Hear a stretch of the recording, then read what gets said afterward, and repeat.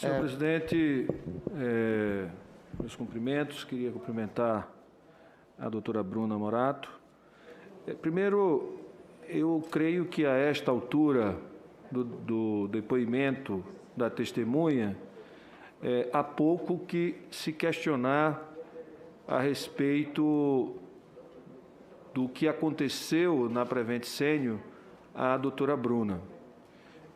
Fica claro que o tratamento paliativo, pela fala da senhora e pelo que eu ouvi de um dos médicos,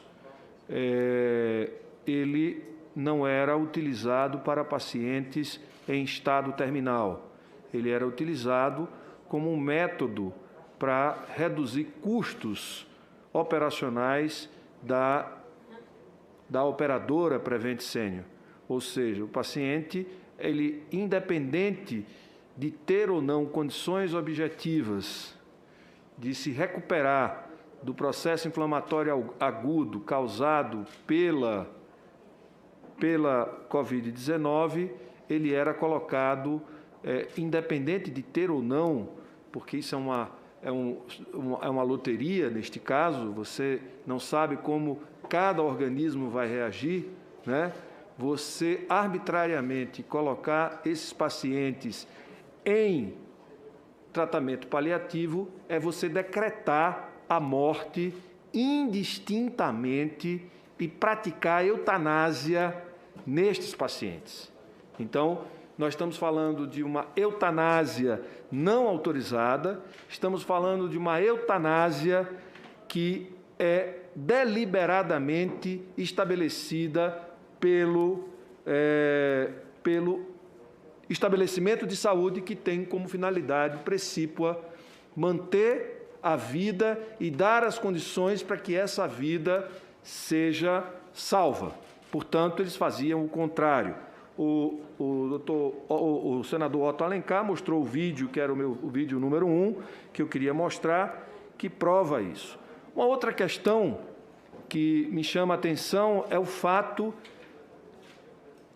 do quanto esta operadora, a Prevent Senior, ela adotou de forma acrítica e irrestrita o uso de um protocolo que fora criado em parceria com profissionais dessa instituição e membros que tinham vinculação com o governo do presidente Bolsonaro.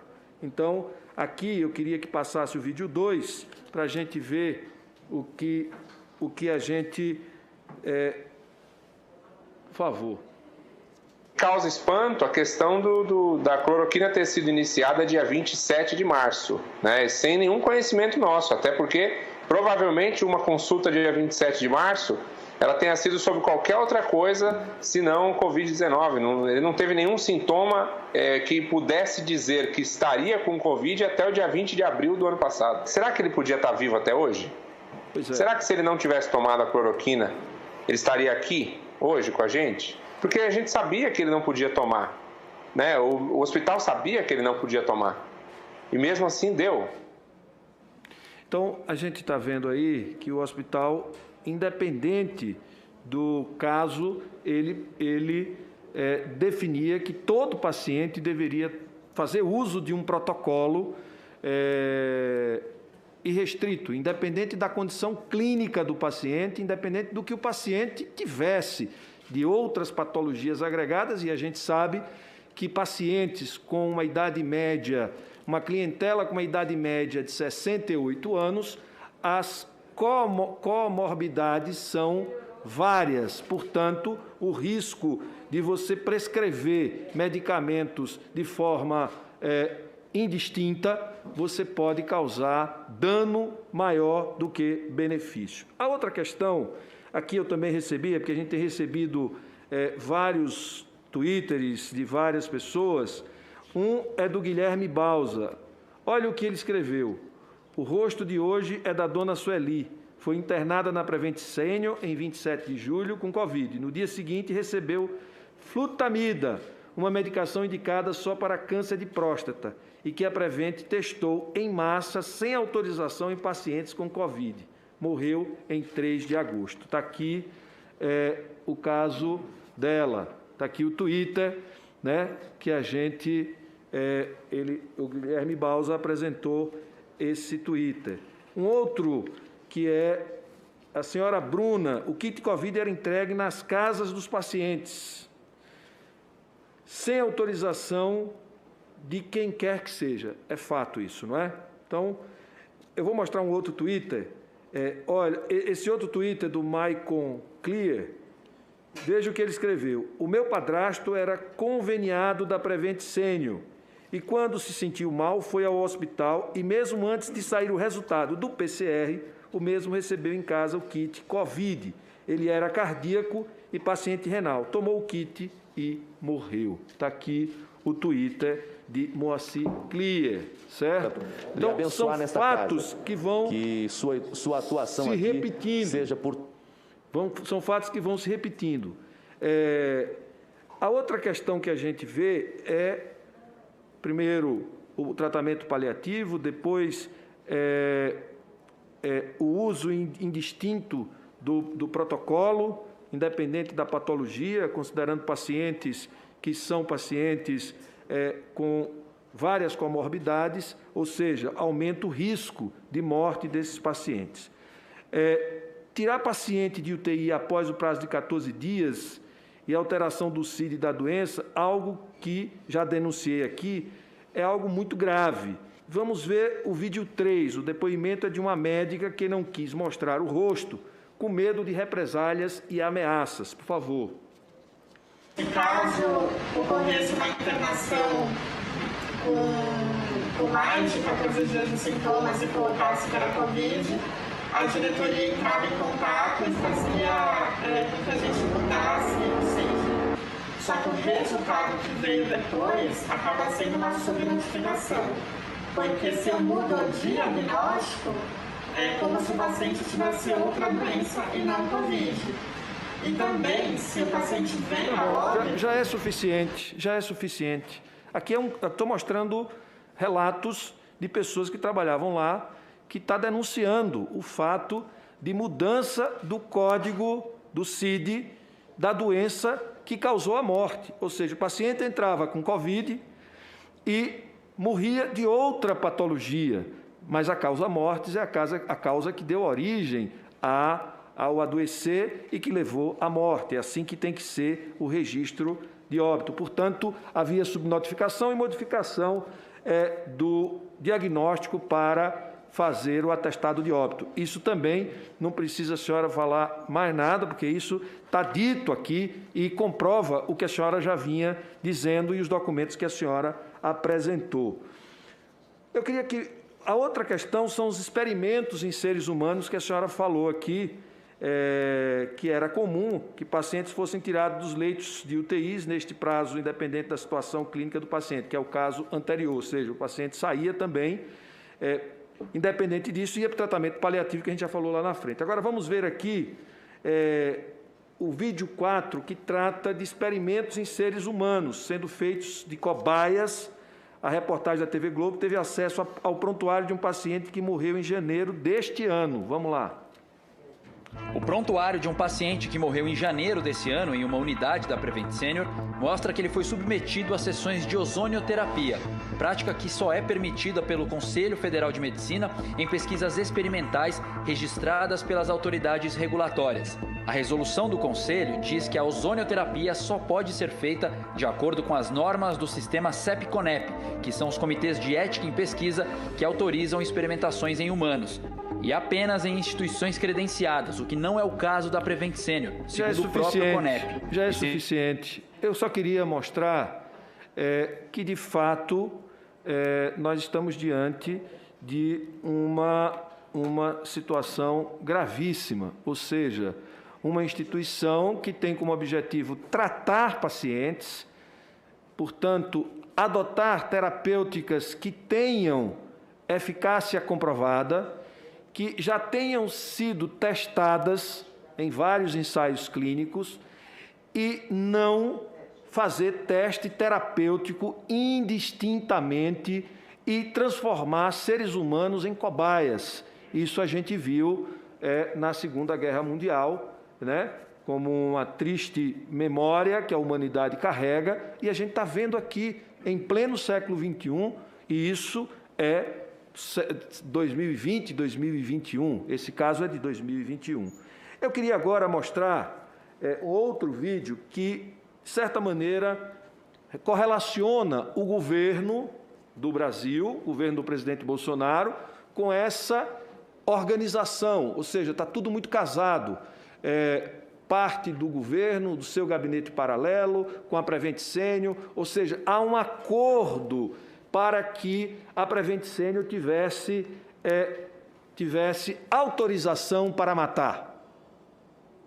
A Prevent Senior, senhor presidente, tinha do governo autorização para matar.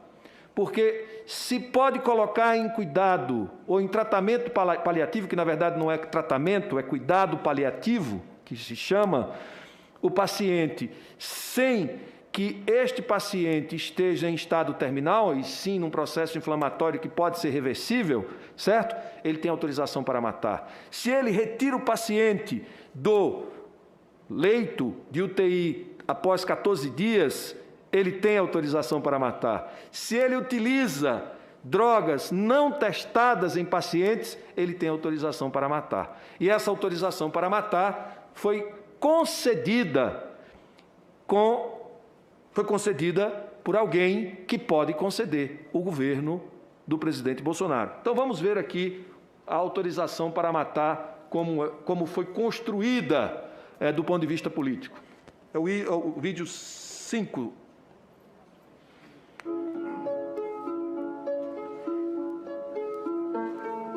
Eu tive dentro do Palácio do Planalto quando fui informado, após uma reunião, que era para eu subir para o 3º andar. Aconteceu uma daquelas salas de reuniões do 4º andar, porque ali era onde se reunia o então chamado Grupo Executivo Interministerial e Anvisa.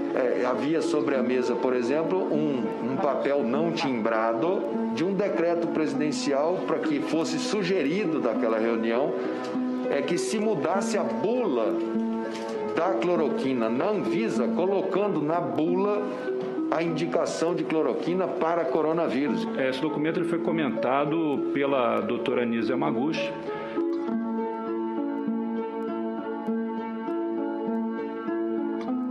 Então isso é uma formalidade, mas é importante que seja realizada, porque ainda não é uma regra de bula da cloroquina, da hidroxicloroquina ser utilizada para esse paciente.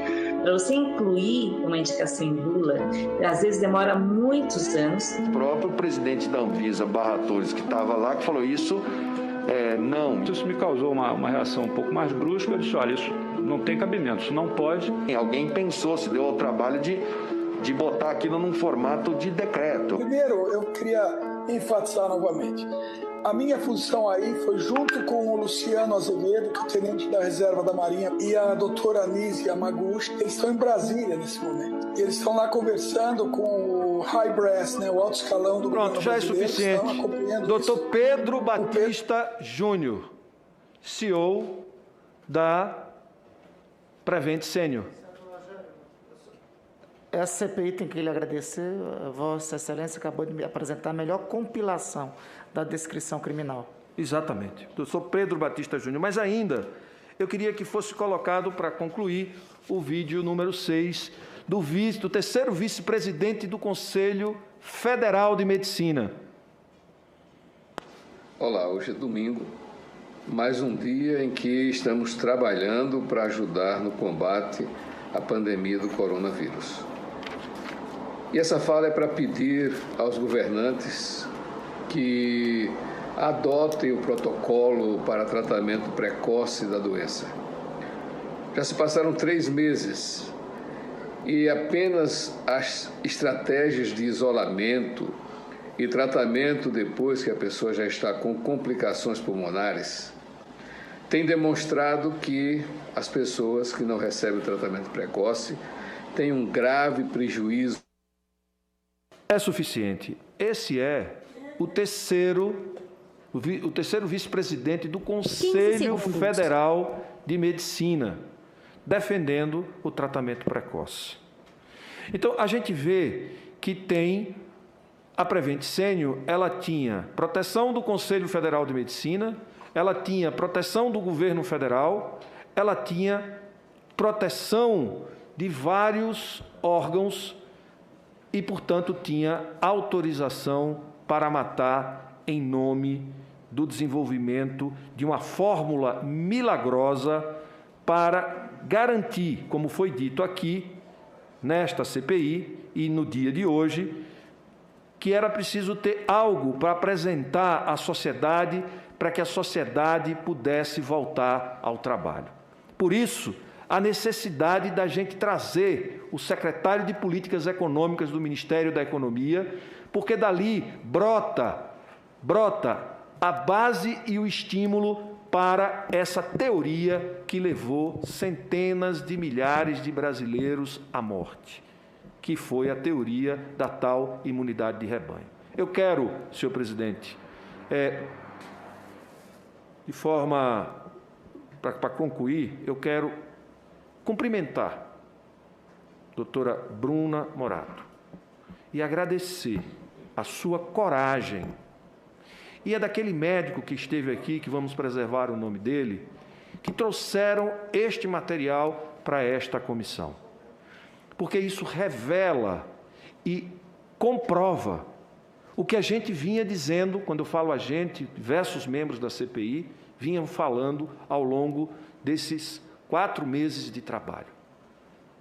O que foi feito no Brasil foi um ato, na condução da pandemia, foi uma ação criminosa de diversos autores e de diversos atores do começo até os dias de hoje. E o que nós vimos da Prevent Senior é que ela recebeu do governo a autorização para matar. Então, muito obrigado pela sua coragem e por vir aqui prestar esse depoimento. Muito obrigado, senhor.